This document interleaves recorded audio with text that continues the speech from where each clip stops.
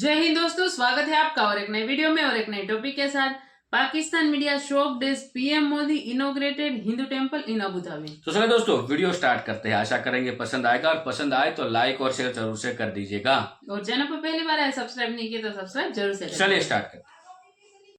तो कतर के दौरे पर प्रधानमंत्री नरेंद्र मोदी देर रात दोहा पहुंचे हैं। प्रधानमंत्री ब्रेकिंग न्यूज, कतर के विदेश राज्य मंत्री ने उनका काफी स्वागत किया है, भव्य स्वागत किया। एयरपोर्ट के बाहर मोदी मोदी के नारे भी सुनाई दिए। यात्रा को खत्म कर कतर पहुंच गए हैं। कतर की राजधानी दोहा में प्रधानमंत्री का भव्य स्वागत किया गया और काफ़ी महत्वपूर्ण प्रधानमंत्री की कतर यात्रा है। प्रधानमंत्री कतर के अमीर शेख तमीम बिन हमद अल थानी से वहां पर मुलाकात करेंगे। Prime Minister's bilateral meeting with Qatar's Prime Minister Sheikh Mohammed and Prime Minister Modi had a wonderful meeting with PM Mohammed. Our discussions revolved around the ways to boost India-Qatar friendship. Bharat इतना मजबूत हो गया है economically, politically कि भारत जो है वो निकल के तो दुनिया में जा रहा है। आप इसको कैसे देखते हैं? पर्टिकुलरली ये जो एक तो इंगेजमेंट गल्फ के साथ बहुत ज्यादा है, जैसे मैंने बताया कि 10 सालों में 15 दफा जाना। अब इंडिया का ग्लोबल इन्फ्लुएंस और बढ़ती मेडिकल डेवलपमेंट के चलते कतर ने भी समझ लिया है कि भारत के साथ अच्छे संबंध रखना उनके लिए भी फायदेमंद है। आप किसी भी मुल्क के साथ अच्छे रिलेशन बनाना चाहते हैं तो पहले आप उनसे ट्रेड अच्छी करें, उनके लोगों को एक्सेप्ट करें, उनके कल्चर को एक्सेप्ट करें। इससे आपका मतलब बिल्कुल पॉजिटिव मैसेज दे सकते हैं। बहुत अच्छा। जो कतर के अमीर हैं कि आपकी बड़ी मेहरबानी, आपने वो जो 8 इंडियन नेवी के लोग थे उनको छोड़ा। अब देखें कि ये अगर आप देखें प्राइम मिनिस्टर मोदी जो हैं वो यहाँ पहुंच तो गए। आगे मैं जो एक बात बताना चाहूंगा, आज मोदी साहब ने एक और चीज को वहां पे प्रमोट किया है, भारत मार्ट को। ये आज मोदी जी ने इफ्तिताह कर दिया है भारत मार्ट का। जय हिंद दोस्तों, जैसा कि आप लोगों को पता है कि हमारे प्रधानमंत्री नरेंद्र मोदी जी यूएई के बाद कतर के विजिट पे गए हुए हैं। कतर के विजिट पे उनका बहुत ही भव्य तरीके से स्वागत किया गया और उस स्वागत को देख के किसी की जली या ना जली हो, लेकिन दोस्तों पाकिस्तान मीडिया की ज़रूर जल गई है। अच्छा दोस्तों, आज मैं कहीं घर से बाहर आया हुआ हूँ, तो आप लोगों को वीडियो या ऑडियो की क्वालिटी में अगर कोई भी दिक्कत हो तो मुझे माफ़ करना। लेकिन जो कतर में सीन हुआ, शेख हमीद से मिले प्रधानमंत्री नरेंद्र मोदी जी और नरेंद्र मोदी जी को रिसीव करने खुद शेख हमीद आए। तो आप लोग समझ सकते हैं कितनी रिस्पेक्ट है मुस्लिम वर्ल्ड में इस समय प्रधानमंत्री नरेंद्र मोदी जी की। तो दोस्तों, कई लोग ये आरोप लगाते हैं कि प्रधानमंत्री नरेंद्र मोदी जी के नेतृत्व में भारत के रिश्ते मुस्लिम देशों के साथ खराब हुए।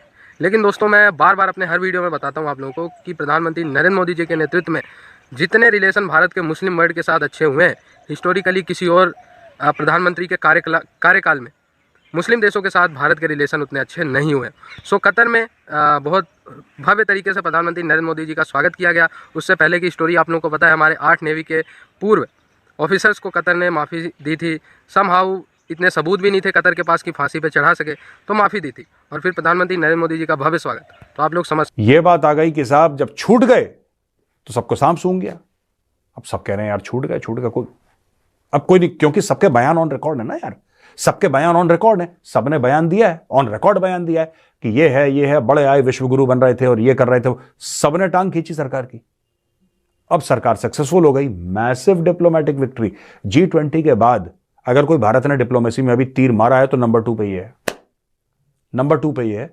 और G20 से ज्यादा मुश्किल था ये, बाय द वे, ये ज्यादा मुश्किल था। G20 तो जाहिर सी बात है, लोग आए, वहां एक फंक्शन था। यह ज्यादा मुश्किल था। एक मुस्लिम देश, शरिया से चलने वाला देश, जहां पे आरोप लगा है कि यहूदियों के लिए ये लोग जासूसी कर रहे हैं, इजराइल के लिए जासूसी कर रहे हैं, वहां पे यहूदियों के लिए कितनी नफरत है, उसके बावजूद उनको मौत के मुंह से निकाल लेना और वापस सुरक्षित भारत लाना, अपने परिवार के पास वापस भेज देना, बॉस, ये बहुत तगड़ी बात है। लेकिन इसमें भी अब ये हो नहीं सकता कि आपकी जो है वो फॉरेन पॉलिसी का पूरा फोकस जो है वो मुस्लिम कंट्रीज हों, आप उनके साथ ताल्लुकात बना रहे हों, आप जो है वो ब्रिज जो है वो बिल्ड कर रहे हों, इस तरह के मंसूबे जो कॉमन इंटरेस्ट के वो डेवलप कर रहे हों, ट्रेड और इन्वेस्टमेंट की बड़ी बड़ी जो है वो इस रोड मैप दे रहे हों, और दूसरी तरफ आप पे खामखा वही इल्ज़ाम जो है वो थोपा जाता रहा है कि ये जी कोई मुसलमानों के खिलाफ कोई जो है ना वो, चूँकि ये दोनों चीज़ें साथ में बैठती नहीं है। बेसिकली इससे ये अब मैसेज सामने आना शुरू हो गया है कि ये अरब दुनिया को मिसगाइड करने के लिए एक प्रोपेगेंडा जो है वो लॉन्च किया गया था, ताकि इंडिया को जो है वो अरबों से दूर किया जाए। और अरब राय आमा चूँकि बुनियादी तौर पे बहुत ज़्यादा उस तरह इंटरनेशनली कनेक्टेड नहीं रही है अपनी जो प्रेस और पब्लिकेशंस और फ्रीडम ऑफ एक्सप्रेशन के हवाले से, इसलिए वो बहुत जल्दी इस तरह के जो प्रोपेगेंडे हैं उसका शिकार होते हैं। ये एक ओपिनियन है कि इसको बुनियाद बनाया गया ताकि इसके खिलाफ अरब जो हैं वो रिएक्ट करें, और उसमें जो भारत की मिडल ईस्ट के साथ, मुस्लिम मिडल ईस्ट के साथ जो एक कोऑर्डिनेशन बन रहा है उसको रोका जाए, जो कि रुक नहीं सका। और मैं समझता हूँ कि इसकी वजह से बहुत सारी चीज़ें जो हैं वो खुद ब खुद क्लैरिफाई हो गई कि ये क्वेश्चन कोई इतना सिंपल नहीं था। इसको फिर हमें उसी नुक्ता नज़र से दोबारा देखना पड़ेगा कि इंडिया के अंदर अगर कोई टेंशन थी, कोई जो है वो मज़ाहिब के अंदर, तो उसको फिर उसी नुक्ता नज़र से पॉलिटिकली देखना ज़रूरी क्रिएट करता है कि उसकी सबसे बड़ी बड़ी दोस्तियाँ और उसके सारे मामलात मुस्लिम दुनिया के साथ हों, तो मुल्क के अंदर कुछ लोग जो है वो गन्ने उठा के बैठे हों कि नहीं जी हम जो है वो नहीं मानते, तो ये मैं समझता हूँ कि उनका अपना कलाड़ी मारने वाली बात है पाँव में। जहाँ तक बात है मंदिर की, कि देखें पहली बात यह है कि ये उस तरह की कोई रिएक्शन नहीं है कि पहले मुसलमान भारत में आए तो अब भारत कहीं मुसलमानों में अपना कोई एजेंडा लेके जा रहा है। That's not the case. Hinduism जो है बुनियादी तौर पे इस तरह का रिलीजन है ही नहीं, वो बुनियादी तौर पे एक टोटली डिफरेंट रिलीजन है। उसमें इस तरह का जो एक्सपेंशनिज्म है, उसको जो फैलाने का तस्वर है, इम्पोज करने का तस्वर है, नाफज करने का तस्वर है, जिस तरह के इस्लामी दुनिया में इस्लाम का रहा है, ऐसी कोई चीज़ नहीं है, क्योंकि वो इस तरह की उसके अंदर जो है वो है ही नहीं, उस तरह का वो मैसेज ही नहीं दे रहा है। वो एक ओपन मजहब है, उसको लोग अपने अपने तरीके से जो है वो अडॉप्ट करते हैं ज़्यादातर कल्चरली। रहा सवाल मंदिर बनाने का, तो देखें अब ये काम 10, 15 या 20 साल पहले तो नहीं हो सकता था, क्योंकि मिडिल ईस्ट में आज से 10, 15 या 20 साल पहले कितनी हिंदू आबादी थी। तो with the passage of time एक बहुत बड़ी पॉपुलेशन जो है वो डिस्प्लेस हुए, लोग ट्रांसफर हुए, रीप्लेस हुए, वहाँ जाके आबाद हुए। तो इतनी बड़ी आबादी आप जहाँ कहीं भी देखेंगे किसी भी मजहब की, तो उसके मंदिर भी बनेंगे, उसकी मस्जिदें भी बनेंगी, उसके जो है वो टेम्पल्स, गुरुद्वारे, ये सारी चीज़ें बनेंगी।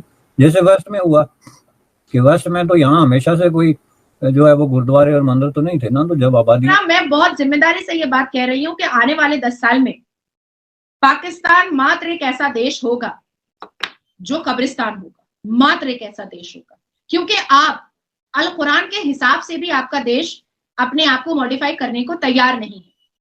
अब मैं आपको एक बात बताती हूँ कि देखिए, कल जब मोदी जी पहुंचे, बड़े बैंड बाजा के साथ जब उनकी एंट्री होती है ना, अल्लाह की कसम मेरे तो कान वान सब लाल हो जाते हैं, चेहरा वेहरा देखो शाइन कर रहा है मेरा।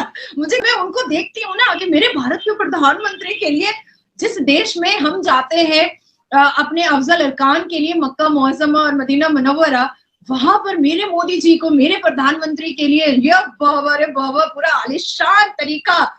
तो मोहम्मद बिन ज़ैद साहब ने उनको बहुत अच्छे से होस्ट किया, और होस्ट करने के बाद उनको जब मीटिंग रूम में, बॉल रूम में लेकर आया गया, तो वहां पर यूपीआई से मीटिंग स्टार्ट हुई। यूपीआई, भारत का यूपीआई जो है वो बायलैटरल रिलेशनशिप में आया, और उसके बाद फिर मोदी जी ने कहा कि आईमैक कॉरिडोर के द्वारा पूरा अरब देश और भारत बहुत तरक्की करेगा, और सिर्फ इकोनॉमी ही बूस्ट नहीं होगी इन दो देशों की, बल्कि आईमैक कॉरिडोर के द्वारा इन दो देशों में रहने वाले हर एक नागरिक भी ब्राइट और शाइन हो जाएंगे।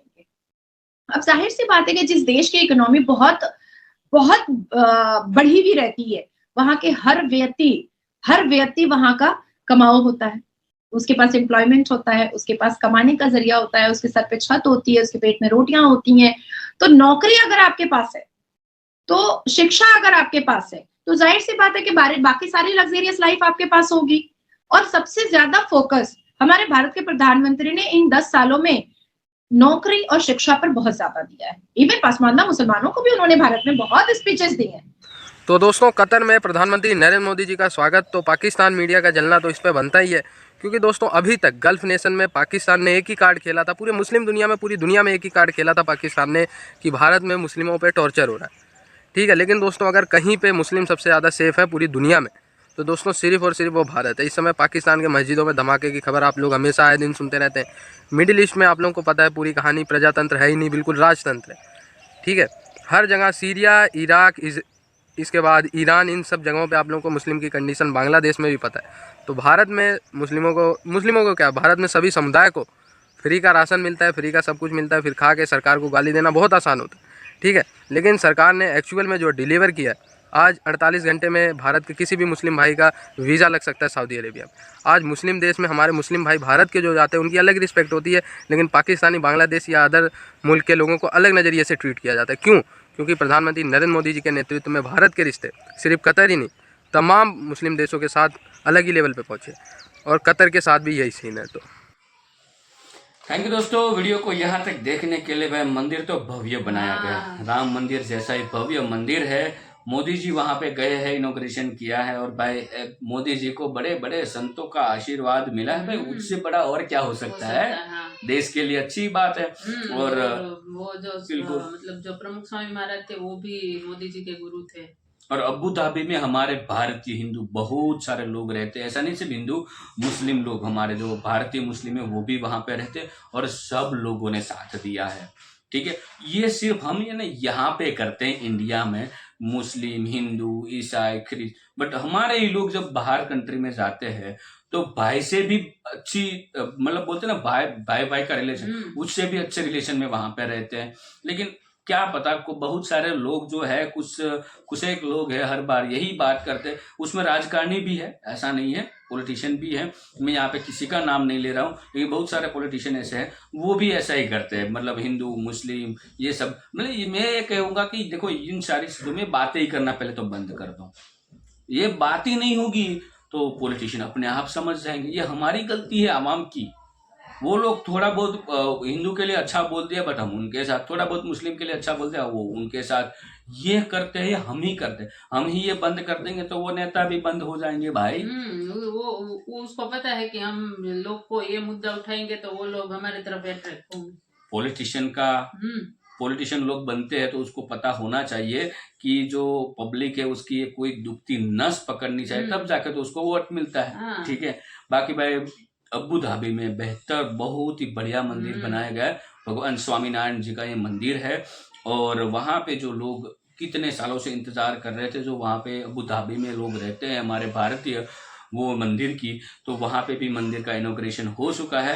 वीडियो बहुत मज़ेदार लगा। स्टार्टिंग में जो मोदी जी का तो बहुत सारे सीन थे, वो इनॉग्रेशन कर रहे थे, उसके ऊपर कपाल पे तिलक लगाया जा रहा था, ये सब कुछ बढ़िया हमें देखने को मिला। बाकी आपको कैसी लगी वीडियो हमें कमेंट में लिखकर जरूर बताएगा। फिलहाल हम आपसे विदाई ले रहे हैं, लेकिन मिलते हैं और एक नए वीडियो में आपके साथ। टिल देन, जय हिंद, जय भारत।